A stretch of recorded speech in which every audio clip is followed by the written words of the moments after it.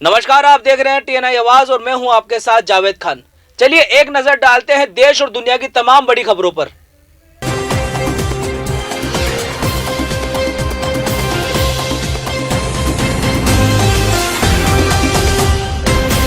भारतीय तेलिग साऊ राठौड़ महासभा के कार्यकारी अध्यक्ष बंसीलाल साऊ ने प्रेस को जानकारी देते हुए बताया कि भारतीय तेलिग साऊ राठौड़ महासभा साऊ युवा संगठन रीवा द्वारा आयोजित 2 दिवसीय कार्यक्रम जो कि 10 अप्रैल को विशाल वाहन रैली एवं 11 अप्रैल को मां कर्मा जयंती महोत्सव का आयोजन कृष्णा राज कपूर ऑडिटोरियम सिरमौर चौराहा से होना था, जिसमें भोपाल, राजस्थान, इंदौर, पन्ना, सिंगरौली, मेहर, अमरपाटन, नागौद, सतना, सीधी, शहडोल, जबलपुर सहित पूरे विश्व से सामाजिक बंधु कार्यक्रम में भाग लेने आ रहे थे। परंतु पूरे देश में प्रदेश के साथ साथ रीवा में फैल रहे कोरोना महामारी को देखते हुए शासन प्रशासन की गाइडलाइन को देखते हुए तथा सहयोग करते हुए 2 दिवसीय कार्यक्रम मां कर्मा जयंती महोत्सव एवं विशाल वाहन रैली को स्थगित कर दिया गया है। संगठन ने बैठक लेकर सर्वसम्मति से ये निर्णय लिया है कि हमारे इस कार्यक्रम के कारण किसी भी व्यक्ति और शासन प्रशासन को कोई हानि नहीं होनी चाहिए और संगठन की अपील है कि सभी लोगों से विनम्र आग्रह है कि मास्क का उपयोग करें, 2 गज की दूरी बनाए रखें, बेवजह घर के बाहर ना निकले, अपनी और अपने परिवार की रक्षा करें। द्वारा प्रेस वार्ता का आयोजन किया गया है, किस मकसद से लेके आप प्रेस वार्ता आयोजित की है? सबसे पहले आपको बहुत धन्यवाद कि आज आप हमारी इस खबर को कवर कर रहे हैं। ये प्रेस वार्ता आज मां कर्मा जी की जयंती का आयोजन रीवा कृष्णा राज कपूर ऑडिटोरियम में किया गया था, तो उसको हम लोग कोविड-19 के कारण निरस्त कर रहे हैं, क्योंकि देश में, पूरे प्रदेश में कोविड-19 का खतरा काफ़ी तेज़ी से बढ़ रहा है। तो कार्यक्रम से ज़्यादा मुझे लगता है कि हमारे सामाजिक बंधुओं की, हम सब की जीवन की रक्षा अधिक जरूरी है। कार्यक्रम को हम बाद में भी कर सकते हैं। तो इस कारण से, इस वजह से शासन प्रशासन का सहयोग करते हुए हमारी कमेटी ने, हम सब ने मिलकर यह निर्णय लिया है कि इस साल का यह कार्यक्रम अपन लोग नहीं मनाएंगे, अपने अपने घरों में माता कर्मा जी की जयंती सादगी रूप से मनाएंगे। ये क्या किस मतलब ये कार्यक्रम आप कब से लगातार करते आ रहे हैं? ये कार्यक्रम कई सालों से चल रहा है। पिछले साल भी हम लोगों ने कृष्णा राज कपूर ऑडिटोरियम को चूज़ किया था, लेकिन कोविड-19 की वजह से पिछले साल भी नहीं हो पाया था। इस साल यह कार्यक्रम और काफ़ी जोरों से होने वाला था, क्योंकि इस कार्यक्रम में पूरे मध्य प्रदेश से लोग आने वाले थे और 2,500 से 3,000 के बीच जनता रहने वाली थी। और इसी भीड़ को देखते हुए, क्योंकि कोविड-19 खतरा है, इसलिए हम इसको बंद कर रहे हैं और यह कार्यक्रम हम लोग काफ़ी दिनों से मनाते चले आ रहे हैं। अपना नाम और पता बताएं। भारतीय साहू प्रदेश उपाध्यक्ष भारतीय दैनिक साहू राठौड़ महासभा।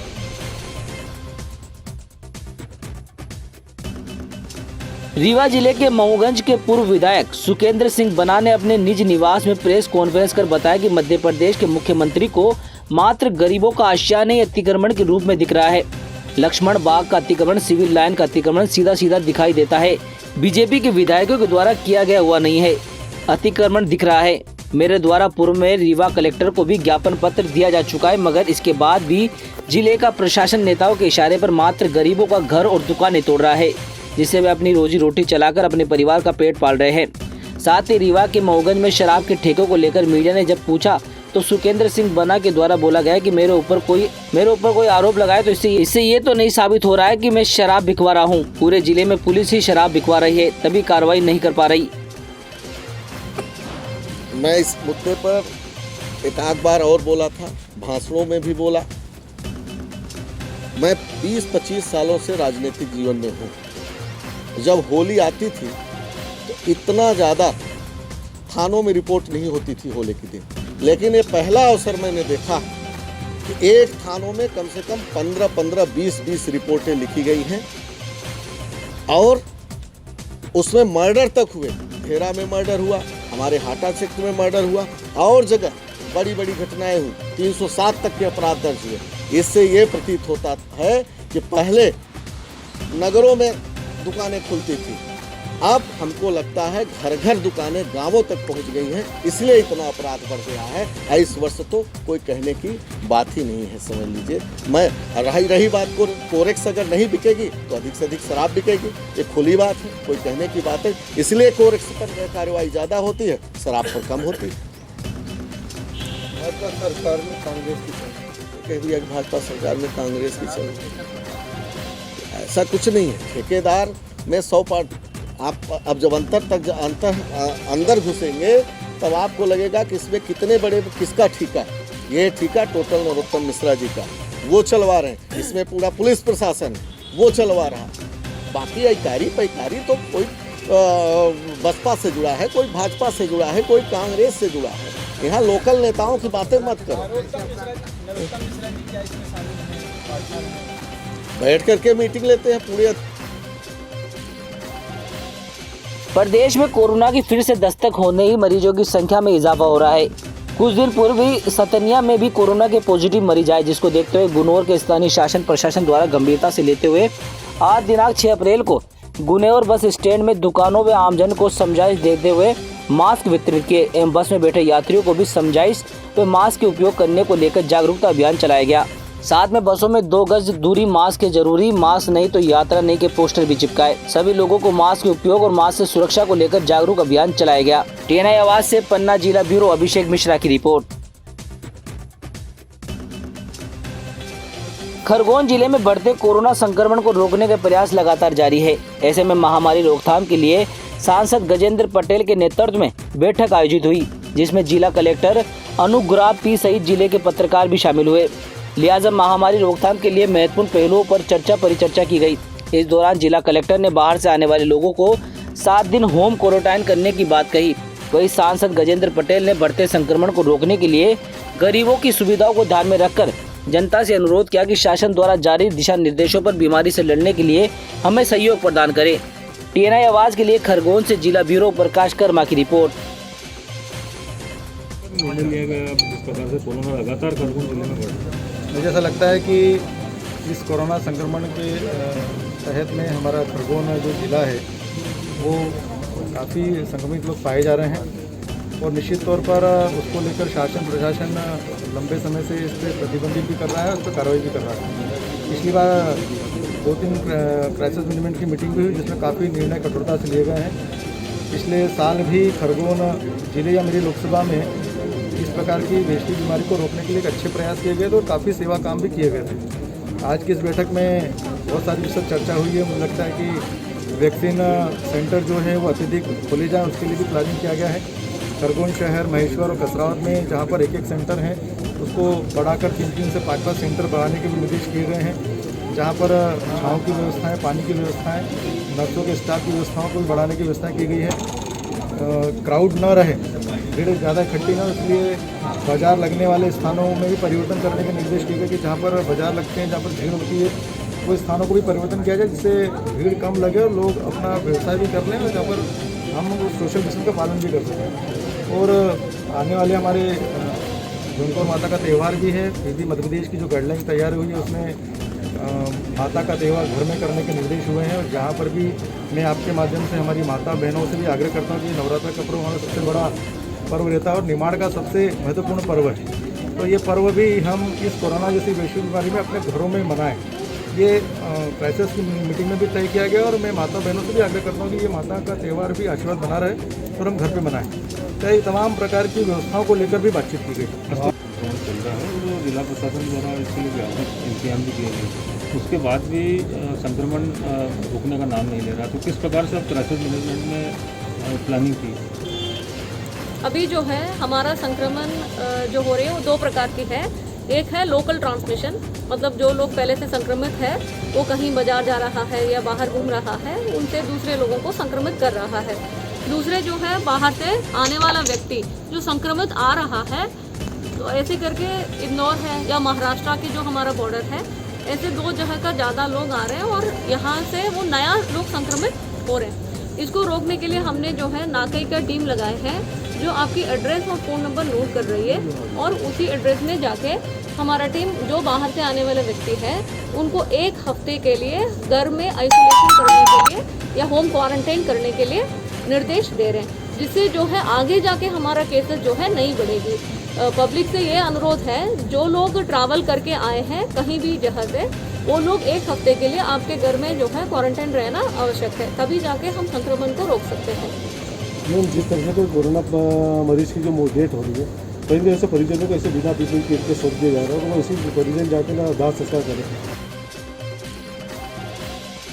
खरगोन जिले में मास्क एवं सोशल डिस्टेंस के लिए प्रशासनिक महकमा लगातार जनता से अनुरोध कर रहा है कि साथ ही प्रचार प्रसार के बावजूद दुकानदार नियमों को ताक में रखकर दुकानें संचालित कर रहे हैं। ऐसे लोगों के खिलाफ मंगलवार को नगर पालिका अमले ने पुलिस प्रशासन के साथ लगभग 5 दुकानों को सील किया और कार्रवाई दिन भर जारी रही। इस दौरान प्रशासनिक महकमे ने बताया कि कोरोना संक्रमण को देखते हुए मास्क और सोशल डिस्टेंस के अभाव में दुकानों को सील करने की कार्रवाई लगातार कर रहे हैं, जिससे लोगों में जागरूकता लाकर कोरोना विस्फोट को रोका जा सके। दतिया में मंगलवार को दतिया मेडिकल कॉलेज कोविड-19 को लेकर समीक्षा बैठक के लिए पहुंचे Shivpuri Gwalior Datia in-charge secretary of कोविड-19 प्रभारी पी नरिहरी। इस दौरान Datia collector Sanjay Kumar, medical college dean Rajesh Gaur, police अधीक्षक अमन सिंह राठौड़ के साथ साथ डॉक्टर एवं अन्य प्रशासनिक अधिकारी समीक्षा बैठक के दौरान उपस्थित रहे। इस बैठक में जिले में किस प्रकार संक्रमण को रोका जाए, मास्क, सोशल डिस्टेंसिंग एवं आपातकालीन स्वास्थ्य सुविधाओं के संदर्भ में बात की गई।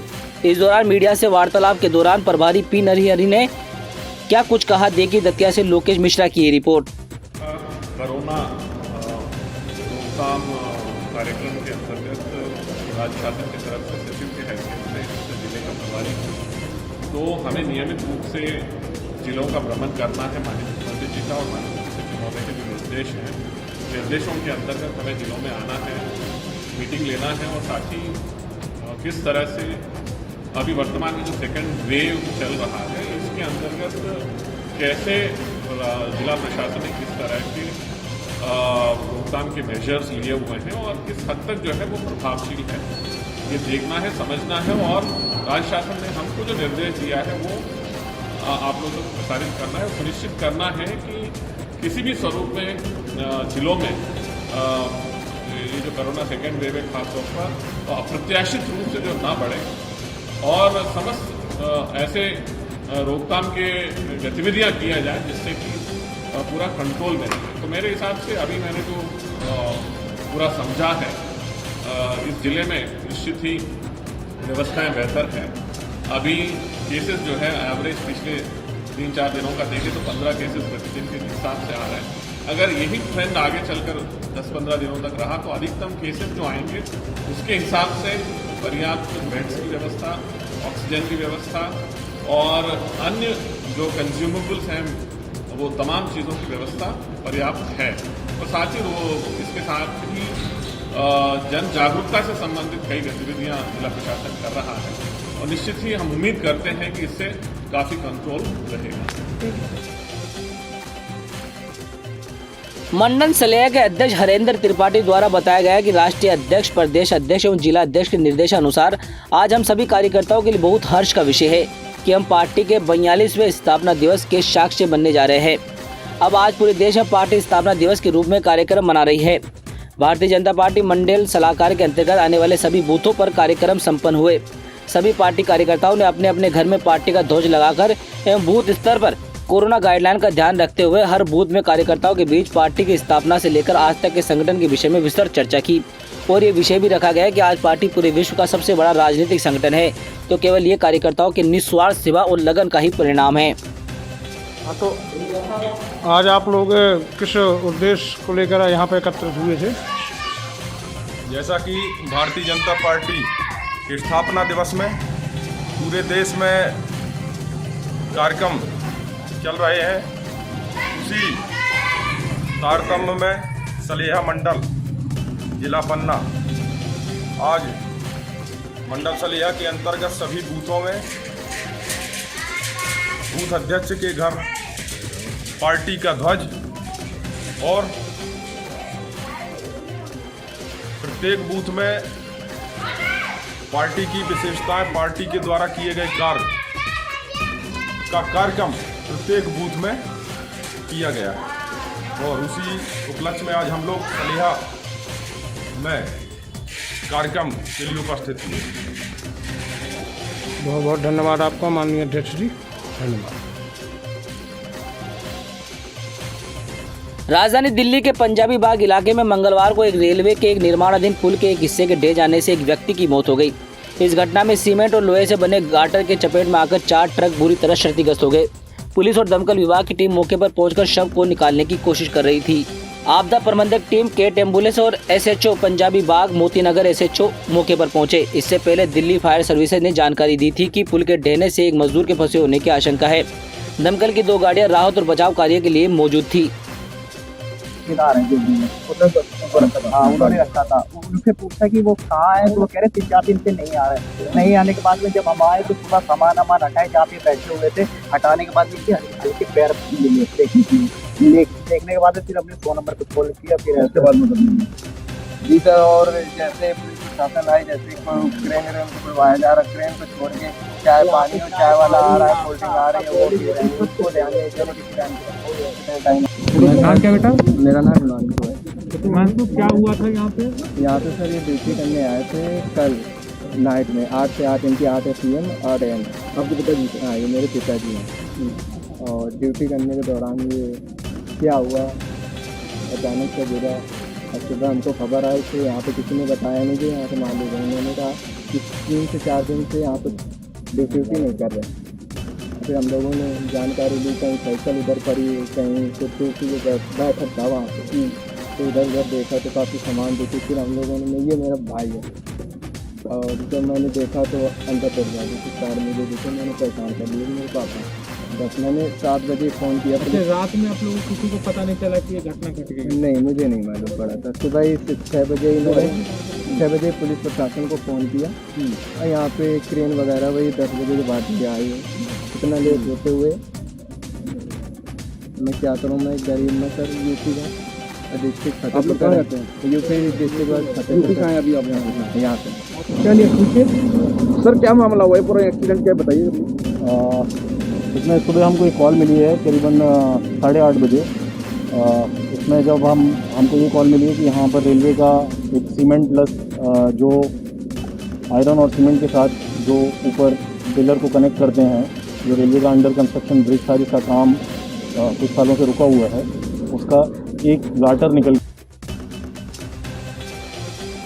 खबर है कन्नौज से, जहां नामांकन केंद्र के 200 मीटर की परिधि एक समस्त अतिक्रमण हटाया जाए एवं कोविड नियमों की सख्ती से पालन सुनिश्चित की जाए।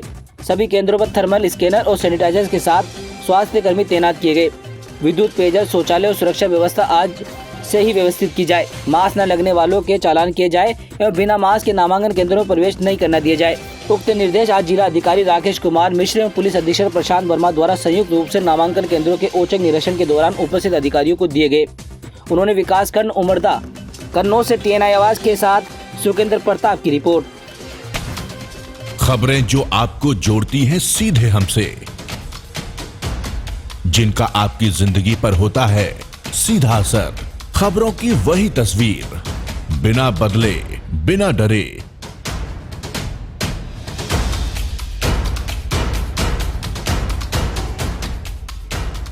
सच का जज्बा लिए सच दिखाते हैं हम, आपकी आवाज के साथ TNI आवाज।